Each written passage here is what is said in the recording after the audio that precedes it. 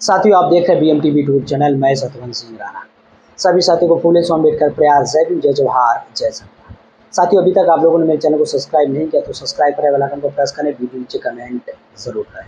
साथियों, इस वीडियो के माध्यम से बात करेंगे कि श्री कृष्ण की किस तरह से 16,000 नारियां थी, 1,80,000 पुत्रों का जिक्र है अग्नि पुराण में। ये कैसे हुआ होगा? कैसे धर्मशास्त्रों लिखने वाले लोग क्या पागलपन थे, क्या पागल थे? क्या इसके इम्पैक्ट के बारे में आने वाले समय में वो नहीं समझ पा रहे थे कि आने वाले समय में लोग पढ़े लिखे होंगे, तर्क करेंगे, विज्ञान युग होगा। इस विज्ञान युग में लोग तर्क करेंगे कि 16,000 स्त्रियां कैसे किसी व्यक्ति की हो सकती हैं, नारियां। कोई मैं हवा में तीर नहीं कर रहा हूँ, मेरे पास सबूत हैं। इन्हीं के द्वारा, ब्राह्मणवादियों के द्वारा लिखे गए धर्मशास्त्रों में इस तरह का जिक्र है। और साथियों, ये चीज़ें जिस तरह से श्री कृष्ण के बारे में बताया गया, गोपियों के कपड़े के बारे में, मक्खन खाने की बात बताई गई, बांसुरी बजाने की बात बताई गई, पर्वत उठा लेते हैं, इस तरह की बहुत सारी, इंद्र से उनका हमेशा मतभेद रहता है, इसे बहुत सारी कंसेप्ट कहानियाँ हम लोगों को टीवी पर दिखाई जाती हैं, धारावाहिक बनाया जाता है, उसमें दिखाई जाती है। और हमारे लोग जो धारावाहिक दिखाया जाता है, टीवी पर दिखाया जाता है, उसी को हमारे लोग सच्चाई मान लेते हैं। क्योंकि जो चीज़ चित्रण होती है, चलचित्र होती है, उस पर लोग ज़्यादा विश्वास करते हैं। तो साथियों, हमारे पास में एक सबूत के तौर पे अग्नि पुराण है। तो हमारे स्क्रीन पर साथियों देख सकते हैं, ये है। और इसमें साथियों, ये जो अग्नि पुराण है, अग्नि पुराण आप देख रहे हैं, अग्नि पुराण के पेज में साफ साफ लिखा, हमने अंडरलाइन किया हुआ है, 200 नाम ये अध्याय है, 36वां जो अध्याय है, इसमें लिखा हुआ है कि 16,000 देवियां भगवान श्री कृष्ण की पत्नियां थी। पुत्रों की संख्या 1,80,000 लगभग थी। पुत्रों की संख्या, यहाँ पे साथियों पुत्रों की संख्या बताई गई है, यहाँ पे पुत्रियों की संख्या नहीं है। और आगे अगर इसके बारे में हम टेली करें, श्री कृष्ण की 16,000 बीवियाँ और 1,80,000 पुत्र थे, यह सिर्फ पुत्रों की संख्या बताई गई, पुत्रियों की संख्या नहीं है। अगर पुत्रियों को भी 1 करोड़ मान लिया जाए तो 2,80,000 पुत्र पुत्रियाँ थी। और जो पुराणों के आधार पर श्री कृष्ण की जो औसतन एज बताई गई है वो 125 साल है। 125 साल को अगर आप टेली करो पुत्रों की संख्या में, तो प्रतिदिन साथियों 120 बच्चे पैदा होते थे। श्री कृष्ण के घर में 120 बच्चे पैदा होते थे। आप ये सोचो, जरा अपने दिमाग में प्रश्न डालो कि यार किसी व्यक्ति के 220 बच्चे कैसे पैदा हो सकते हैं? 16,000 नारियां कैसे स्त्रियां को संभालते होंगे श्री कृष्ण? इनका खाने पीने की व्यवस्था कैसी हुई होगी? कितने घर बनाए होंगे? कितने राशन कार्ड बने होंगे जो इनको 5 किलो राशन मिलता होगा पेट भरने के लिए 2,80,000 लोगों का? कितने लंगर लगते होंगे? कैसे खाना बनाया जाता होगा?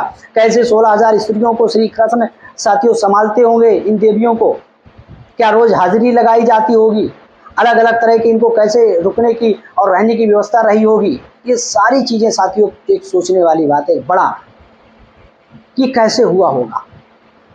सोचो आप, किसी की 1 बीवी 2 बीवी, बेचारा परेशान है, इतना कलेश होता है जीवन में, बच्चों का पालने का कलेश। श्री कृष्ण के पास में कोई काम धंधा नहीं था क्या? है कोई काम धंधा नहीं था क्या? 16,000 नारियां, 1,80,000 पुत्र, पुत्रों का जिक्र है। पुत्रियां अगर टेली करो तो 1 करोड़ मान लो, लगभग 2 करोड़ पुत्र पुत्रियां। कहाँ हुआ होगा ये? कैसे श्री कृष्ण ने समाज काम किया होगा? अलग अलग तरह का जिक्र है। तो ये श्री कृष्ण का चरित्र हनन करने का मामला है। इतिहास कुछ और कहता है, इनके गप कथाएं कुछ और कहती हैं। तो सारा का सारा इन लोगों ने समाज के अंदर, साहित्य के अंदर, लिटरेचर में भ्रम पैदा करने का काम किया। किसी की 16,000 स्त्रियां हो नहीं सकती हैं, कोई 1,80,000 पुत्र हो नहीं सकते, 80 लाख पुत्र हो नहीं सकते। तो ये सारा का सारा इन लोगों का जो ये सिस्टम है साथियों, ये शास्त्रों के आधार पर इन लोगों ने बहुत बड़ा साथियों ड्रामा पैदा करने का काम किया। श्री कृष्ण एक अनार्य राजा थे, द्रविड़ राजा थे, और इनको हरा नहीं पाए। बलिशाली थे, यदुवंशी थे, बहुजन मूल निवासी थे। तो इनका चरित्र हनन किया, शास्त्रों के आधार लिख लिख कर कहानी गढ़ी। कंस को लेकर मामा भांजे को लड़ाया, जैसे रामायण में कहानी गढ़ी गई, जैसे हिरण्याकश्यप की कहानी गढ़ी गई। कहानियाँ गढ़ने में ये लोग माहिर हैं, गप कहानियाँ गढ़ने में। आप मथुरा रीजन में जाओ, मथुरा में जितना फिजिकल एविडेंस मिलते हैं वो सब साथियों बुद्ध के अवशेष मिलते हैं, मौर्य वंश के अवशेष मिलते हैं। श्री कृष्ण की वहाँ लकड़ियाँ नहीं मिलती है, वहाँ मटकियाँ नहीं मिलती जिससे उन्होंने वो चुराया हो माखन, उनकी गोपियाँ नहीं मिलती वहाँ पे, लेकिन उनके नाम पर पागलपन बहुत पैदा कर दिया गया, उनको ऐसा बना दिया गया, इतना चरित्र हनन किया गया। श्री कृष्ण ने जाति व्यवस्था को लेकर कभी कोई काम किया है पुराणों में? छुआछूत हमारे देश में आज भी जाति के नाम पर भेदभाव होता है, हजारों सालों से हुआ, क्या कभी श्री कृष्ण ने उसके लिए कोई आंदोलन किया? नहीं किया। जाति व्यवस्था के लिए कोई काम किया? नहीं किया। तो ये सिद्ध होता है ये पूरा का पूरा ब्राह्मणवादियों ने जो भ्रमजाल पैदा किया धर्म के नाम पर। मैं ब्राह्मणवाद क्यों बोलता हूँ? ब्राह्मणवाद का मतलब है कि जो गैर बराबरी, भेदभाव, छुआछूत, ऊंच नीच को मानता है, जो कंसेप्ट मानता है गैर भेदभाव को, उसको ब्राह्मणवाद कहा गया। डॉक्टर बाबा साहब अम्बेडकर ने, मेरे पास साथियों एक किताब है, इसमें डॉक्टर बाबा साहब अम्बेडकर ने जिक्र किया ब्राह्मणवाद किसे कहते हैं। तो ये सारा का सारा श्री कृष्ण का गप कथाएं हैं। यहाँ के खासकर यादव जाति के लोगों को गुमराह किया जाता है, उनसे जोड़ा जाता है कि तुम्हारे बिरादरी के हैं, और उनका साथियों धार्मिक शिकार किया जाता है। ये एक राजा थे, यदुवंशी राजा थे, जैसे बुद्धा गढ़ व्यवस्था से थे संबंधित, तो इसी तरह से श्री कृष्ण भी यदुवंशी मतलब व्यवस्था से थे। ये यदुवंशी क्या, ये जाति व्यवस्था है? जाति तो ब्राह्मणों ने बनाई, गढ़ व्यवस्था ब्राह्मणों ने बनाई, शास्त्रों के आधार पर। श्री कृष्ण ने थोड़ी बनाई। श्री कृष्ण को उपदेश दिलाए गए, महाभारत करवाई गई, महाभारत लड़वाई गई, जुआ करवाया गया, जुआ खिलवाया गया, 5 जुआरियों के समर्थन में खड़े हो गए श्री कृष्ण, जो जुआरी स्त्री को जुआ में बेच देते हैं। ये सारा का सारा ड्रामा किया इन्होंने धर्मशास्त्रों के आधार पर। आपसी लड़ाई, जुआरियों की लड़ाई, आपसी लड़ाई, और इसमें कुछ नई ज्ञान की बातें हैं, बाकी सब प्रोपेगेंडा है।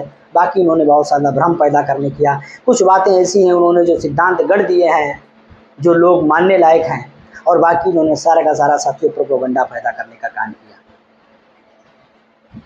तो साथियों इस घटना के बारे में, इसके बारे में आप क्या क्या कहना, हमें कमेंट करें, ओपिनियन हमें ज़रूर देने का काम करें। श्री कृष्ण का वास्तविक इतिहास क्या है? श्री कृष्ण वास्तविक इतिहास के पहलू क्या हैं?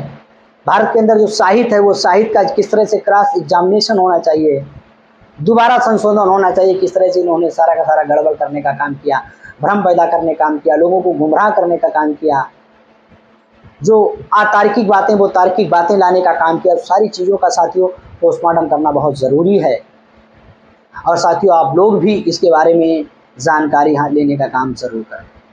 तो साथियों आपको मेरा वीडियो कैसा लगा कमेंट करें, ओपिनियन शेयर करें, और वीडियो भी से अपना ओपिनियन शेयर करने का काम ज़रूर करें। और साथियों इस विषय के बारे में हमें अवगत कराने का काम ज़रूर करें, और हमारे वीडियो की लिंक अपने व्हाट्सएप ग्रुप पर शेयर करने का काम ज़रूर करें। देखते रहें BM TV यूट्यूब चैनल। इस वीडियो में आज तक इतना ही।